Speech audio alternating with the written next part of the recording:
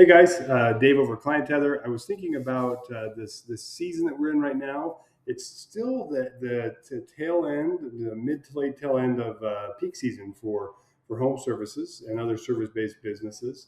We're also in the lull for franchise development. But there's been a slowdown in lead volume, but quite a bit, and also a lot of people in frandev and even home services. They're a lot less committed to making a decision right now about purchasing services or about moving forward as a franchise candidate. And so I thought I'd share a couple of tips with you guys that can help maybe bump your pipeline a little bit. It's that time of year. So let me show you a few things. One, you need to get, if you're in ClientTether, you need to get really familiar with how to use these advanced filters.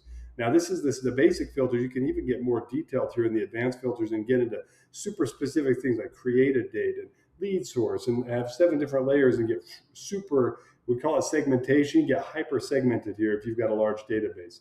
But the point is, you need to get into these filters. I'm going to do something very basic. This is something all of you can do. Go into your unresponsive leads or whatever category you've labeled that in ClientTether and apply. Now I've got 502 prospects. I might sort them by date. And now I'm going to reach out to the newest ones first. So I'm going to select the first page. I've got 11 pages here. I've got 50 pages per page. And each day I'm going to go through, and if I think of the math this way, if I go through this page and I say I want to hit change, and then I want to add them to an action plan of, let's say, whatever retention plan I've got. Let's say lost opportunity, no response outreach, blah, blah, blah. So let's just say not interested. As soon as I hit update right here, the system's going to then immediately start engaging these 50 people. Now, one thing you ought to note is you should probably be doing about 50 a day. And if I did that in half of a month, so in about 2 weeks, I would have all of these people on a nurturing sequence, but they'd also be on different days. What you don't want to do is start just blasting out 500 of the same emails every day, 1,000 of the same emails every day, because you're going to potentially have some negative impact on your sending authority, your domain authority for your email. You'll start getting maybe flagged as a spammer on texting. So this helps you fly under the radar.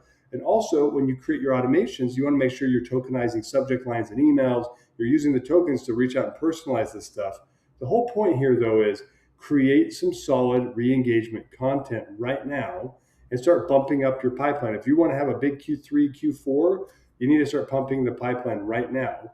And that way you can start to build it up. So reach out to filter down, use the advanced filters, find a group, hit change, do a bulk change with an action plan, hit update context, but make sure the action plan's solid. And you guys, if you need help with action plans, reach out to your team here. If you don't know how to do it or you want to update your content, we have people here that can do that. We also have, if you're afraid of doing a campaign like this because you don't have enough people to respond, we've got AI tools, we've got VA services, and even recommendations if you want to use like a third-party call center.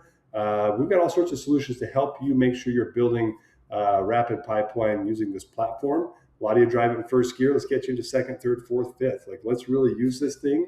Make sure you're getting good ROI on it, and also making sure you're building good pipeline right now when some people are getting into the lull. And I want to help you get out of that. Thanks, guys. Hope that helps.